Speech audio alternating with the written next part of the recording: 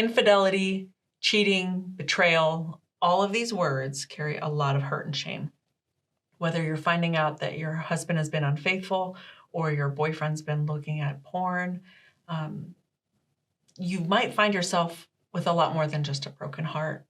And Anne is here with me today on this episode of Sacred by Design to walk us through legitimate symptoms of PTSD after finding out about sexual betrayal.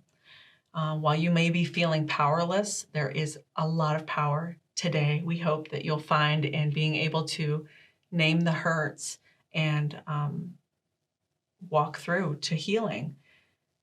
And Anne, if there's anyone on the spiritual coaching team to talk about when it comes to sexual betrayal, you have done so much research and work. And you're just the pro. So I'm really grateful to have you here today and to have this podcast to be able to offer to our listeners.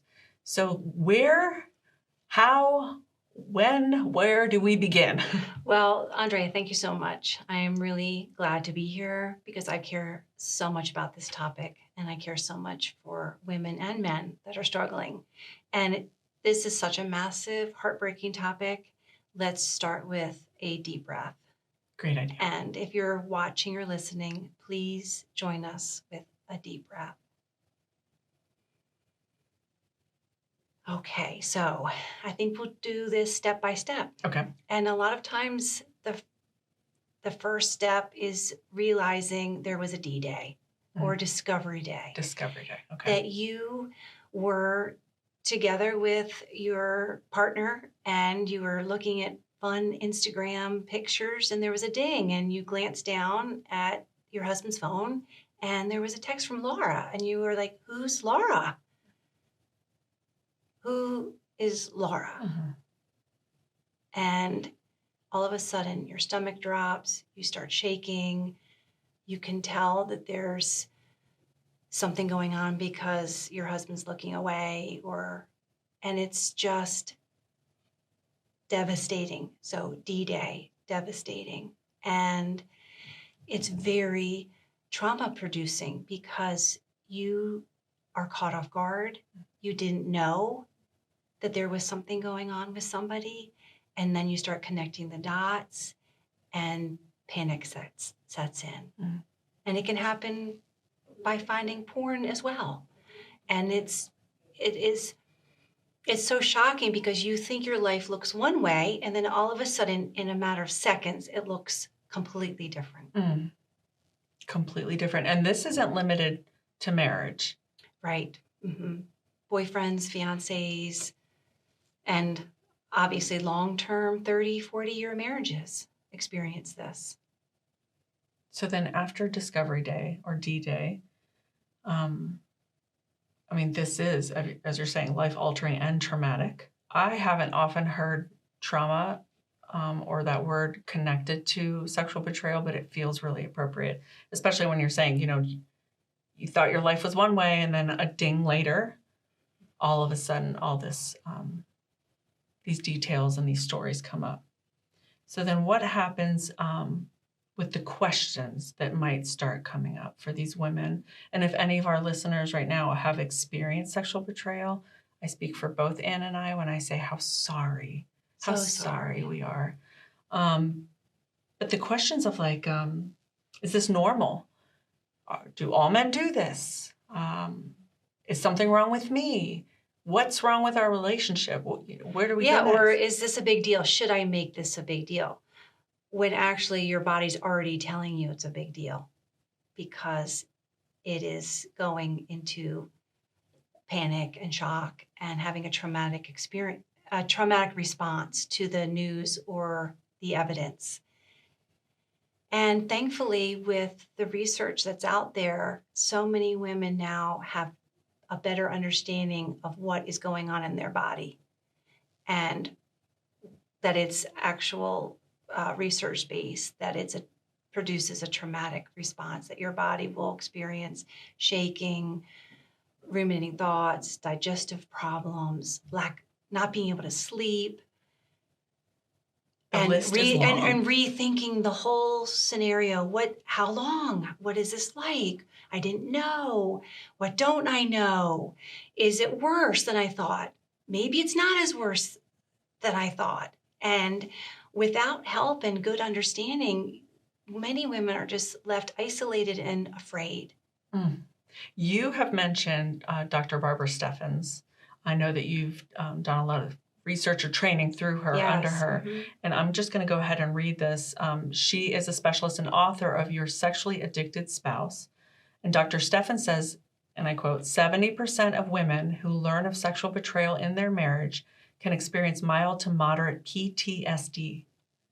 I had never heard of PTSD being linked to finding out about a husband's infidelity, but when I hear you describe D-Day, when I hear you describe ruminating thoughts, lack of sleep, digestive issues, it sounds like your body is really raising a red flag.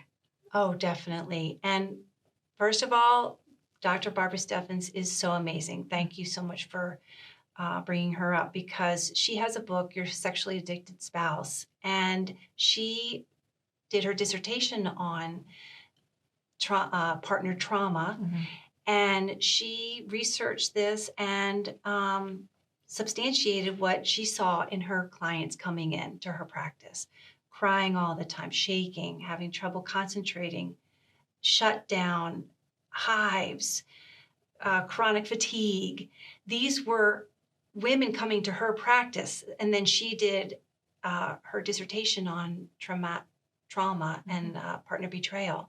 And it is so important. And if you are listening, you might be saying, that's me. This is me. I'm feeling all these things. And I've been trying to just get over it and not make it a big deal, but I can't. Mm-hmm. And we just want to validate that you're experiencing what Barbara Steffens found: mild to moderate PTSD. What I love that we're doing here, and I hope listeners are connecting with, is that what our heart might want to deny or our brains might want to deny and just push through, our body is not denying. And that's part of wholeness, right? Is the integration of just this mind, body, heart. And that's what God wants for us.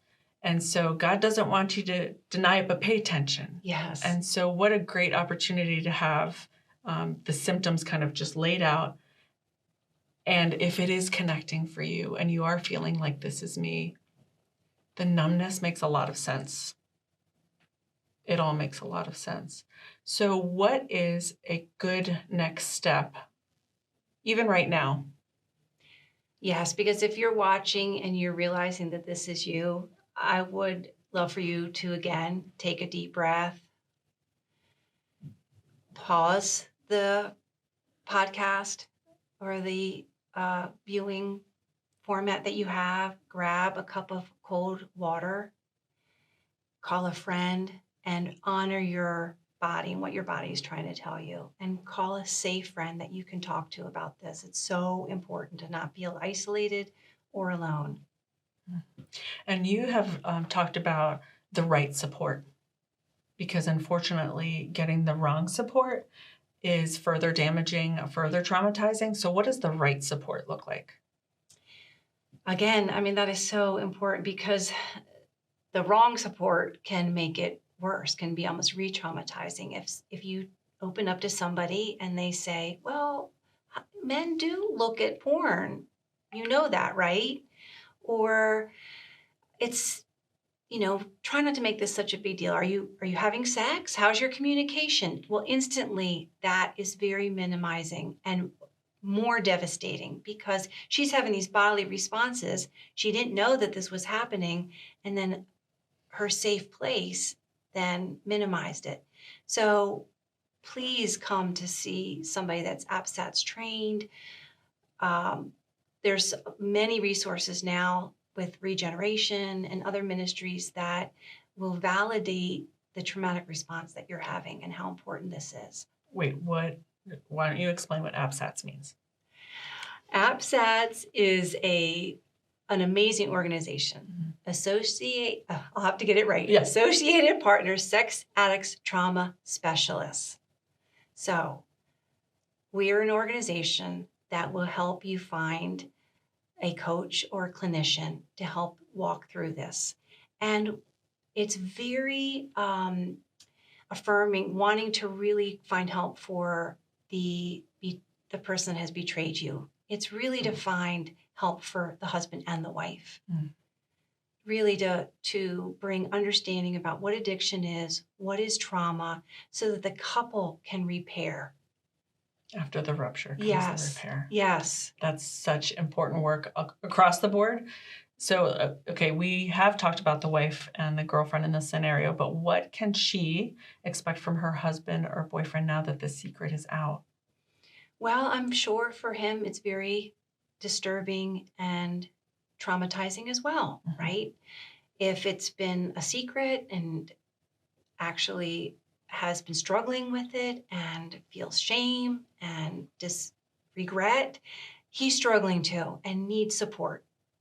And we hope that he will find a coach, hopefully, or our groups Awaken at Regeneration, a safe place to share what's going on. And also, he's going to need to understand that his wife, or the other way around, if it's a husband that's betrayed. Mhm. But we do want them to, a husband and a wife, to begin to heal and understand each other and offer each other understanding, empathy, compassion, validation, support. I mean, it's just so loaded. It's so devastating. Of course, if you're needing a surgery or physical therapy, you've got to go to the right people. That's right. That's right. Oh, okay. So we've walked through D-Day and PTSD, but you said the word healing. Is healing actually possible? It is. Yes, it is. And I have seen it and I'm seeing it with clients, and their symptoms are being reduced. They're able to regulate themselves. The offending spouse is able to say, "What do you need today? What is this like? I'm here. I'm trying to walk in recovery." And that then builds trust, because trust has been broken. Mm. Safety has been broken in the relationship. And unfortunately, it's not just words like, "I'm not doing it anymore." It's got to be what we say, long-term observable actions. And that is what helps the wife begin to heal. A recovery group, a sponsor, a beginning to journal, beginning to talk about emotions and feelings together, to really begin to get at the root of this and heal. Mm. But it is possible, and I'm seeing it happen. So encouraging. When you just said about a husband or offending spouse being able to say to their spouse, "What do you need today?" Immediately I just thought of Jesus and his ever attentive and always whispering or showing up way of saying, "What do you need today?" And I think that that is what is one of the gifts of spiritual coaching is when you're experiencing something so traumatic and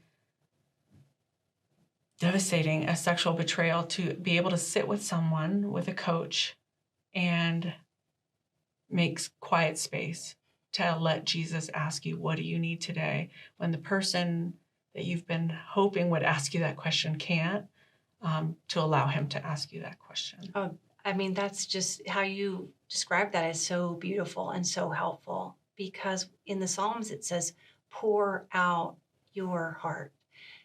Tell me your troubles." God is inviting us to bring this to him, and Jesus wants to sit in the pain and the regret and the disappointment for both husband and wife. And it's such a beautiful picture what Jesus can offer in this really heart-wrenching time. Mm. He's closer than a friend. He is.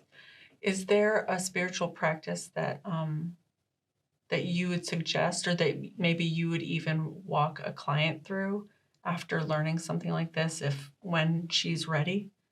Sure, why don't we do one now? Because Okay. if you tuned into this episode and you had a friend point it out, or you're just in discovery, having something to minister to you is going to make a big difference. So why don't we do it right now? And if you're at home, do it with us. So Andrea, I'll walk you through this. It's a Okay. breath prayer. It's a kind of a breathing prayer, and it invites Jesus and quiet to kind of settle in and reach those kind of hidden, painful places. So if you're with us, follow along. This is a breath prayer. So, Andrea, become aware of your body and sit in a way that is comfortable for you, a position that will allow you to take a deep breath in and out. And if you're comfortable, close your eyes. Then imagine a room or a place where you feel safe. It can be a real place or one that exists in your imagination, a place that you've been, a beach, a lake, a hike. Imagine yourself in that place. Imagine what you see and hear and feel. Breathe slowly and deeply, imagining a sense of well-being. This is where you are now, you and God, in this safe and welcoming place together. Begin to breathe in and out as I share these simple verses, and they will correspond with an inhale and an exhale. Matthew 11. Humble and gentle one, you are rest for my soul. John 15. Inhale, true vine and gardener. And exhale, I abide in you. Romans 8. Nothing can separate me from the love of God. Psalm 46:10. Be still and know you are God. Your grace is enough for me. Amen. Amen. Thank you, Anne. Thank you for your wisdom and your care and all the work that you do to walk us through to healing with Jesus.